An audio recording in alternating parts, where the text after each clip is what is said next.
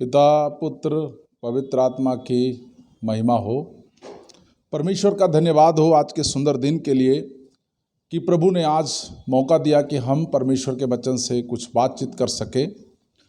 मैं दिल की गहराई से अपने दिल्ली डायसिस के आर्च बिशप और अगुएगढ़ का मैं हृदय से धन्यवाद देता हूं कि जो मुझे इस तरीके से परमेश्वर का वचन बांटने के लिए मौका मिला। आइए आज हम परमेश्वर का वचन पढ़ेंगे। लूका रचित सुसमाचार उसका 18 अध्याय मैं आप सब लोगों के लिए पढ़ना चाहता हूँ। फिर उसने इसके विषय में कि नित्य प्रार्थना करना, हियाव न छोड़ना चाहिए, उनसे ये दृष्टांत कहा। यहाँ पर प्रभु यीशु मसीह कहते हैं कि नित्य प्रार्थना करना। नित्य प्रार्थना करने का मतलब है लगातार प्रार्थना करना। यहाँ पर जब हम पूरी घटना को पढ़ते हैं 1 से लेकर के 8 आयत तक, तो यहाँ पर हम पाते हैं कि एक विधवा है और वहाँ का जो न्यायी है उसके पास वो जाती है न्याय चुकाने के लिए, लेकिन वो जो है न्यायी ना तो किसी मनुष्य से डरता है ना परमेश्वर की परवाह करता है। उसके पार वो जाती है, उसका न्याय वो नहीं चुकाता, लेकिन वो विधवा ने हियाव नहीं छोड़ा, हिम्मत नहीं छोड़ा। वो बार बार उसके पास जाती रही और अंत में वो जो अधर्मी न्यायी है वो बोलता है ये विधवा बार बार आती है, मैं चलो इसका न्याय कर क्या करूं, चुका दूं।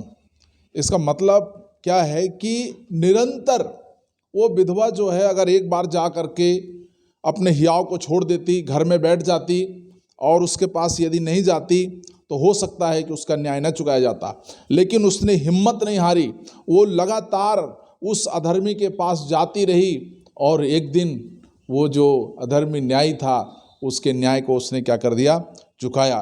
तो यहाँ पर प्रभु यीशु मसीह कहते हैं कि नित्य प्रार्थना करना। नित्य प्रार्थना करने का मतलब लगातार प्रार्थना करना, हियाव न छोड़ना, तुम नित्य प्रार्थना करना। मेरे भाई बहनों साथियों प्रभु के दासों, मैं आपको बताना चाहता हूं कि परमेश्वर हमें कहता है कि नित्य तुम प्रार्थना करना। प्रार्थना एक ऐसी चीज है, प्रार्थना हमारे जीवन को बदल देती है, प्रार्थना हमारी परिस्थिति को बदल देती है। प्रार्थना करने वालों की कभी हार नहीं होती। हम देखते हैं प्रेरितों के काम 12 अध्याय में जब पतरस को जेल में बंद कर दिया गया था, वहां पर सब लोग निराश हो गए थे, लेकिन वहां पर कलीसिया के लोग, प्रेरितों के काम 12 के 5 में हम पढ़ते हैं, वहां लिखा है कलीसिया के लोग लौ लगा करके प्रार्थना कर रहे थे। पतरस जेल में था, जब कलीसिया के लोग लौ लगा के प्रार्थना कर रहे थे तो परमेश्वर का स्वर्गदूत जेल में जा करके, पतरस सो रहा था, वहां के जो दरवाजे, हथकड़ी, बेड़िया जो था वो सब क्या हो गया, टूट गया और पतरस को परमेश्वर ने जेल से बाहर निकाला। बाइबल में लिखा है धर्मी जन की प्रार्थना के प्रभाव से बहुत कुछ हो सकता है। धर्मी जन की प्रार्थना के प्रभाव से बहुत कुछ हो सकता है। हम और आप यदि धर्मी जन बन जाएं और प्रार्थना करें तो धर्मी जन की प्रार्थना के प्रभाव से परमेश्वर हमारे भारत देश के लिए, हमारी कलीसिया में, हमारे परिवार में, हमारे देश में बहुत अद्भुत काम करेगा। हम जब पुराने नियम योना के बारे में पढ़ते हैं तो योना को परमेश्वर ने बोला कि निनवे को जाओ, लेकिन योना जो है वो तरसीस को जाने लगा और तरसीस को जब जाने लगा तो उसके जीवन में बहुत सारी समस्याएं आके खड़ी हो गई। आप सब लोग हम जानते हैं, जहाज में तूफान आ गया और उसको फेंका गया और बाद में उस मगरमच्छ के पेट में गया और 3 दिन 3 रात वो मगरमच्छ के पेट में रहा।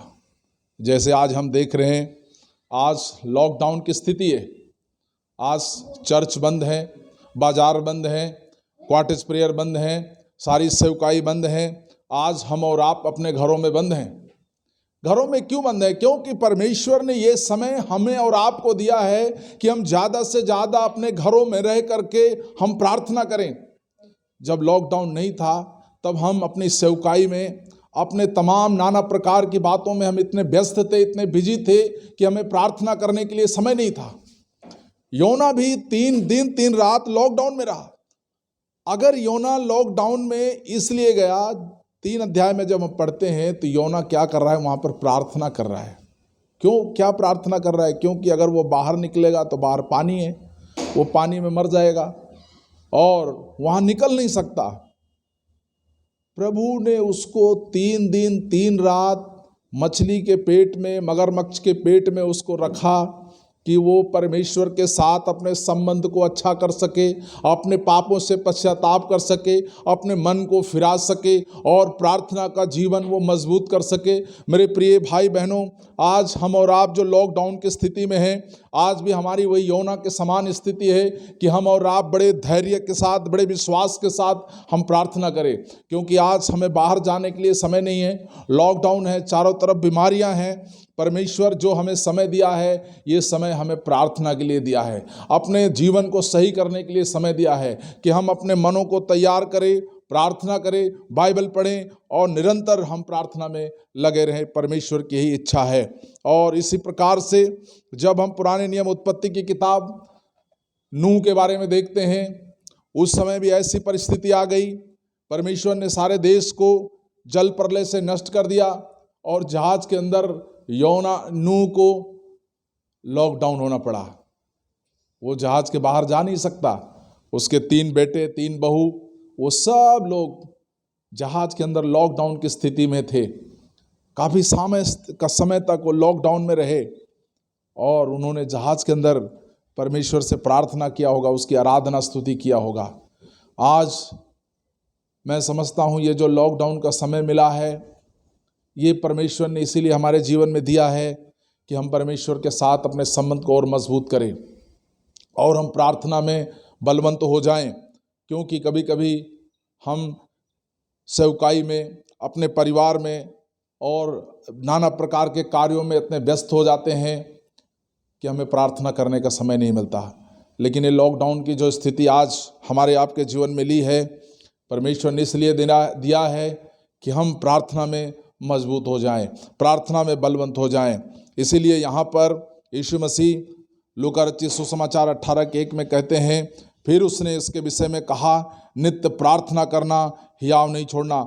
मेरे भाई बहनों, विश्वासी दोस्तों, आज हमें हियाव छोड़ने की ज़रूरत नहीं है। हमें बड़े दृढ़ता के साथ, बड़े टूटे हुए मन के साथ, सच्चाई से परमेश्वर की आराधना और प्रार्थना में लगे रहना है।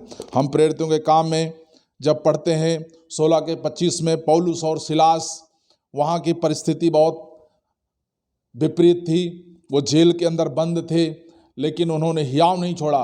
बड़े विश्वास के साथ आधी रात के समय पौलुस और सिलास जेल के अंदर आराधना कर रहे थे, प्रार्थना कर रहे थे। वहाँ की जेल की हथकड़ी और जो भी वहाँ पर जंजीरें थी, दरवाजे थे, वो प्रार्थना के द्वारा सब कुछ खुल गए। आज जो ये समस्याएं हमारे आपके जीवन में आई है, जो हमारे देश के ऊपर आई है, हमें इन दिनों में अपने भारत देश के लिए, अपनी कलीसिया के लिए, अपने गांव के लिए, अपने शहर के लिए प्रार्थना करना है, ताकि प्रभु इस समस्याओं को दूर करेगा। प्रार्थना जो है ये बोलने वाली चीज़ नहीं है, प्रार्थना बताने वाली चीज़ नहीं है, प्रार्थना दिल से होनी चाहिए। मैं अपनी 1-2 गवाही बताना चाहता हूँ। मेरा जो पहला बेटा 2006 में जब उसका जन्म का समय हुआ, मैं हॉस्पिटल में लेके गया, तो जब नर्स ने चेक किया, नर्स ने बोला कि आपका ये जो बच्चा है, ये पेट में लेटरिन कर दिया है और इसके लिए जो है ऑपरेशन करना पड़ेगा। ये 2006 की बात है। सुबह का समय था, लगभग 6-7 बजे का समय, और उस समय मेरे पास केवल मात्र 5,000 रुपये थे। नर्स ने बोला आपको 10,000 रुपये काउंटर में जमा करना पड़ेगा और इसके लिए ऑपरेशन करना पड़ेगा। मैं बताना चाहता हूँ, मैं हृदय से बहुत टूट गया, मैं बहुत निराश हो गया, क्योंकि मेरे पास 10,000 रुपये थे नहीं। उसी समय पार्क के हॉस्पिटल के बगल में एक छोटा सा पार्क था और हम 3-4 विश्वासी लोग थे। हम पार्क के साइड में जा कर के हमने जो है प्रभु के सामने प्रार्थना किया विश्वास के साथ। और जब हमने प्रार्थना किया, प्रार्थना करके जैसे हम हॉस्पिटल के गेट पे आए, अंदर से एक नर्स आई और उसने बोला कि अब जो है कि ऑपरेशन करना नहीं पड़ेगा, नॉर्मल डिलीवरी हो जाएगी। मैं परमेश्वर का धन्यवाद देता हूँ। प्रार्थना जो है ये बताने वाली चीज़ नहीं है। प्रार्थना एक अनुभव की चीज़ है। जब हम प्रार्थना करेंगे तो एक अनुभव में चलेंगे। अनुभव ही हमारी प्रार्थना है और प्रार्थना ही एक अनुभव है। हम प्रार्थना को बोल करके या किताब में लिख करके हम उसको नहीं बता सकते, नहीं समझा सकते। प्रार्थना जो है वो एक अनुभव है। अगर हमारे आपके जीवन में प्रार्थना का एक अनुभव नहीं है तो हम प्रार्थना को नहीं समझ पाएंगे। लेकिन परमेश्वर का वचन हम जब पढ़ते हैं पहला थिस्सलुनीकियों 5:17 में, वहाँ पर लिखा है नित्य प्रार्थना में लगे रहना। पौलुस वहाँ पर कहते हैं नित्य प्रार्थना में लगे रहना, कंटिन्यू प्रार्थना में लगे रहना। कुलुसियों 4:2 में पढ़ते हैं तो वहाँ भी लिखा है प्रार्थना में लगे रहो, धन्यवाद के साथ उसमें जागृत रहो।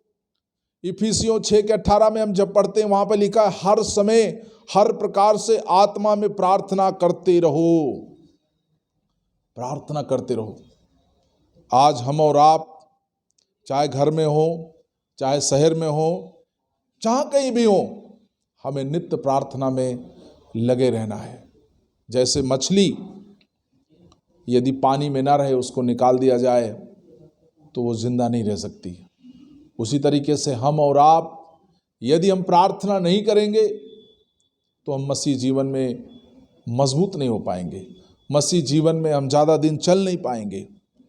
प्रार्थना ही जो है हमें ताकत देती है, प्रार्थना हमें बल देती है, प्रार्थना हमें ऊर्जा प्रदान करती है। प्रार्थना ही हमारा जीवन है और प्रार्थना के द्वारा ही हमें जय मिलता है। इसीलिए लूका रचित सुसमाचार 18:1 में यीशु मसीह बोलते हैं कि नित्य तुम प्रार्थना करना और हियाव ना छोड़ना। मेरे प्रिय भाई बहनों साथियों, हमें जो है इन दिनों में प्रार्थना में आगे बढ़ना है और हमें निरंतर प्रार्थना में आगे बढ़ना है। मैं अपने संदेश को समाप्त करता हूं और मैं आप लोगों से अनुरोध करता हूं, आग्रह करता हूं कि हम एक साथ मिल करके इन दिनों में प्रार्थना में आगे बढ़े, ताकि परमेश्वर हमारी प्रार्थना को सुन करके हमें आशीष दे। आप सब लोगों को जय मसीह की। इस छोटे संदेश के द्वारा परमेश्वर आप सब लोगों को आशीष दे।